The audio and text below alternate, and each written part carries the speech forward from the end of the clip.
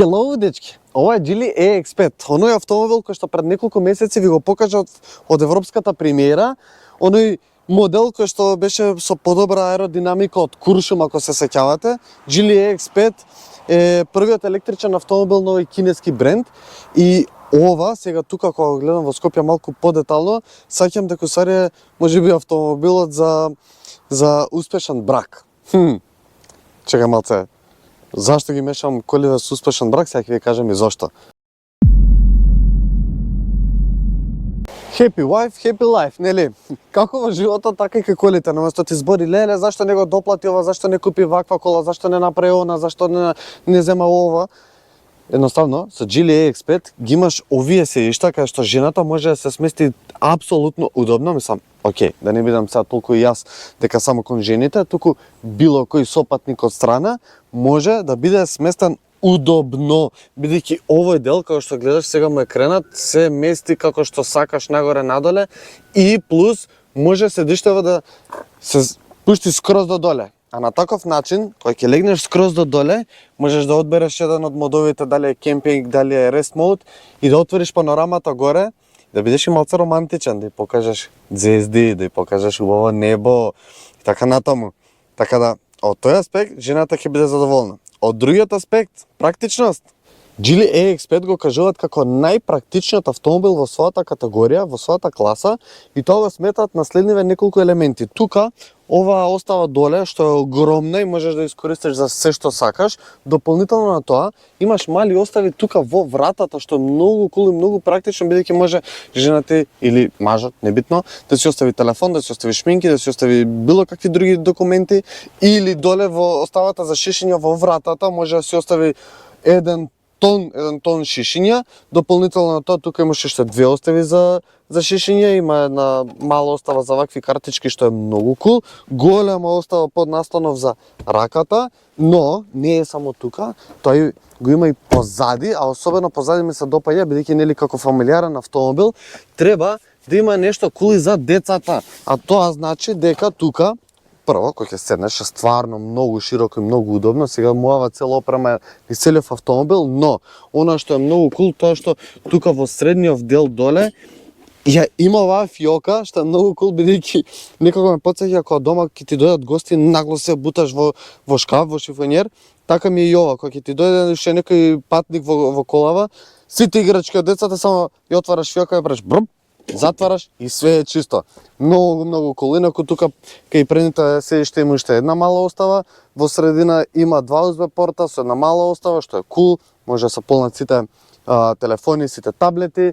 Како што кажав, многу широко, многу удобно, тоа го кажав и од европската премиера, ми се допаѓа многу што доле е комплетно рамен подот и можеш да се сместат, може да се сместат буквално тројца патници без никаков проблем, а што се однесува до багажот, тука уште една дополнителна практична работа, иако багажникот е стварно голем, 421 литар, тоа е супер. Оваа даска можете да се местите вака на две нивоа, или скроз горе да биде совршено рамно со ивицата на браникот, или вака малку подлабоко, за да ти собереш нешто плюс. Една мала остава од страна, но не е тоа се, бидејќи кога ќе кренеш оваа даска, немал простор, тука имаш уште еден, комплетно уште еден куфер голем да си ставиш, или може да не носиш куфер, можеш буквално тука си издиплиш лиштата и си однесеш кај да ти одговара.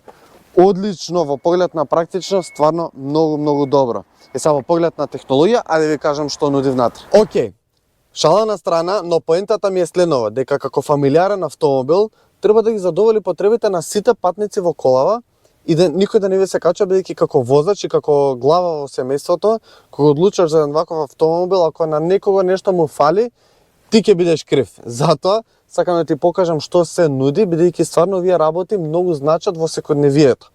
Но во поглед на технологија, тука напред имаме 15,6 инчен екран со најновиот чип кој што е искористен во оваа технологија. Тоа значи дека респонзивноста му е апсолутно, можеби најдобра во моментот што имам видено. Дополнително тоа графиката е, не знам, како еден од најдобрите телевизори, бидејќи е голем како еден голем телевизор. Сега некој ќе се согласи со мене дека е кул, а некој ќе каже дека и не е така добро што е вака голем екранот. Јас ќе ви кажам дека мене не ми се допаѓа тоа што буквално се е оставено кај екранов да се функционира, да се контролира. Тоа не ми се допаѓа, бидејќи при возење апсолутно знае да биде тоа проблем за да дојдеш до некаква опција. Пример, имаш грејачи на двете предни седишта и ако уклучиш или сакаш да уклучиш некаков мод, бидејќи имаш различни, вкупно 6 различни масажи, треба буквално да бараш каде е копчето при возење за да стиснеш за да почне масажата. Тоа не ми се допаѓа. И не само кај масажава, буквално за се станува збор, дали се грејачите, дали е за ладење, дали е за било што. Но дека функционира добро, апсолутно немам збор. Тука доле има уште 5 физички копчиња, тоа се 4 за климуредот и ова копче големо тркалце за звучникот. Во принцип, на прв поглед сите мислат дека ова е менувачот, всушност менувачот е Mercedes тип тука горе и тоа е кул, тоа е практично, тоа е добро. Она што мора да го потенцирам дека имате уште 10-инчен екран тука напред пред возачот, што релативно сите информации што му се потребни на возачот ги има тука, но дополнително на тоа има и голем head-up дисплеј напред што може сите информации да ги гледа напред. Две остави за телефонот, од кој што едниот е бежичен полноќ, што е добро. Имате контроли тука на самиот волан, кој што искрено во прво време ќе ви треба малку еден период да ги научите кој е копче за каде е, за што е, но после тоа му влегувате во шема. Мора да ви кажам дека има Flyme Sound System, тоа е оригинален систем на Geely, не е преземен од некој друг бренд, туку Flyme Sound е буквално бренд на Geely, кој што го имаат самите сработено, има 16 звучници низ целиот автомобил и за жената да биде дополнително среќна или било кој друг. Тука имате звучници и дополнително на тоа можете, кога ќе се јави некој, да го слушате директно од тука, што е многу подобро и попрактично. И уште една интересна работа е што овој екран работи со ChatGPT и секој пат кога ќе кажете Geely, треба да се активира асистентот и да ви помогне за се што сакате да дознаете или да направите. Дополнително на тоа имате опции да си симнете апликации. Во моментов пример има Spotify, што е многу кул, многу практично, ако сакате и слушате музика, и дополнително ако треба некои други апликации да си симнете. Инаку да, со Apple CarPlay можеш буквално си го поврзаш телефонот. За Android имаш апликација дополнително во моментов. Искрено, многу ми е жал што многу малку време го имам на тест. Една критика до Geely-еве, пишете им слободно и вие во коментаров тука под видео дека стварно ни е потребно малку повеќе време, иако го видов и на европската премиера. Жалам бидејќи сакав тука во Македонија стварно да направам едно видео кај што ќе го видиме реалниот опсег, домет на рейндж на километри, како да го кажете, бидејќи на таа европска премиера го видовме, да, декларираните бројки се стварно фантастични, бидејќи со 60 киловатната батерија, нова батерија, ќе објаснам за кратко, нуди опсег од 450 км комбинирана потрошувачка, додека во градските средини тоа треба да биде многу повеќе, бар 500-550 км, што е една добра бројка, но окей, видов на европската премиера нешто кратко и тука во Скопје, гледам дека сега на поладниве температури, што е многу нормално, опсегот е малку паднат под таа декларирана бројка, односно со полна батерија изнесуваше некаде околу 370-380 км, се зависи тоа како возите. Тука имате еден графикон кој што ви кажува колку енергија трошите. Релативно добра потрошувачка има, тоа е некаде околу 16 киловати, толку и самите Geely кажуваат дека му е потрошувачката, иако можете и пониско тоа да го спуштите, ако внимавате нели како возите. Но 16 киловати на 100 километри се стварно добра потрошувачка за еден ваков габарит. Но батеријата што кажав, и исто како што кажав и од европската премиера, ја имаат новата батерија Short Blade, што значи дека многу помала, физички е многу помала батеријата, е многу полесна и тоа возможува целото возило да тежи тон и 700 кг, што за ваков габарит, за ваква големина, за толку голема батерија, искрено неговите конкуренти тежат многу повеќе, преку 2 тона отприлика. Што тоа го прави да биде поефикасен, дополнително на тоа како што кажав дека е најаеродинамичен. Сите тие моменти стварно влијаат едноставно да биде и потивок, и да биде и полесен, и да има подобра и поудобна вожња внатре.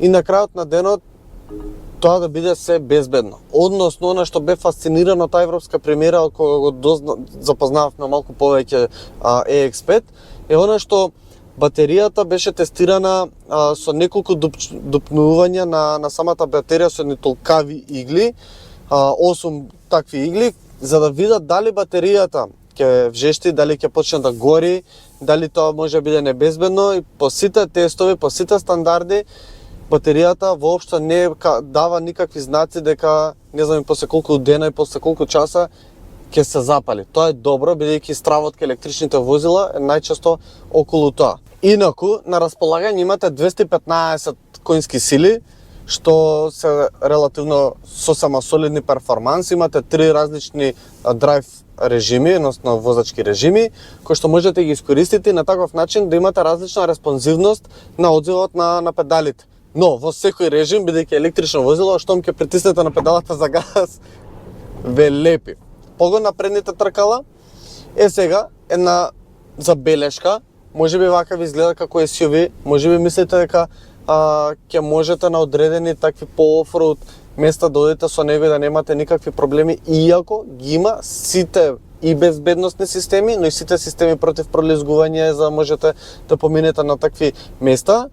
На одредени места кои што претходно сум ги возел со возило од оваа големина, нели како урбани SUV-а, се искачувале без одредени проблеми. Тука искрено имав потешкоти, доста пролезгувања, што едноставно е приметив дека ја има онаа тежина како и секој друго електрично возило. Дополнително на тоа, приметив, иако има одлична суспензија, приметив особено во урбаните средини најмногу едно класично клатење кое што го има за електрични возила.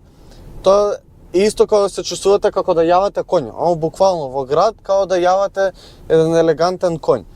Додека на отворено, многу е посмирено, многу е поелегантно, многу е удобен. Мора да ви признам дека без разлика на тоа клатење што ви го кажувам сега, е многу удобен, многу добро ги впива сите дупки, сите било какви препреки на патот као лежички полицајци така натаму, многу мек.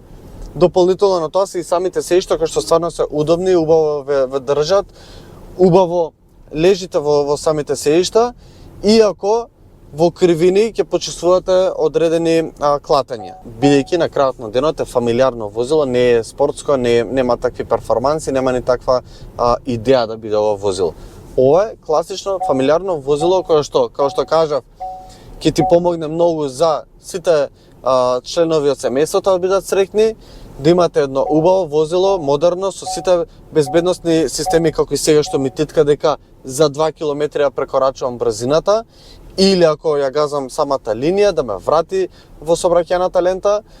Добро функционираат, немам никакви забелешки околу тие системи, можеби некој пат почесто титка од она што сакате, но искрено можете да го регулирате. Сега не ми се допаѓа што се, буквално се од преку екранот.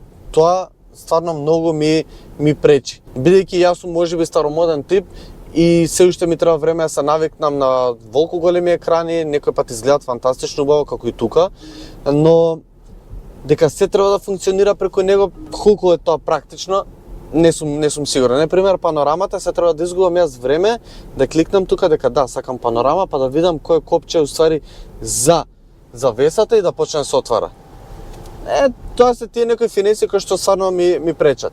Инаку е многу тивок, одлична изолација, многу добра изолација има. Би кажал дека е во степен на премиум возила, како е изработен, какви убави меки материјали има насекаде, напред-назад, колку е тивок, бидејќи као електрично возило ги приметувате сите шумови што може да ги има. И во моментот возам со зимски гуми, нели, нормално бидејќи такво времето. Буквално речиси да ги нема сите надворешни влијанија како шумови.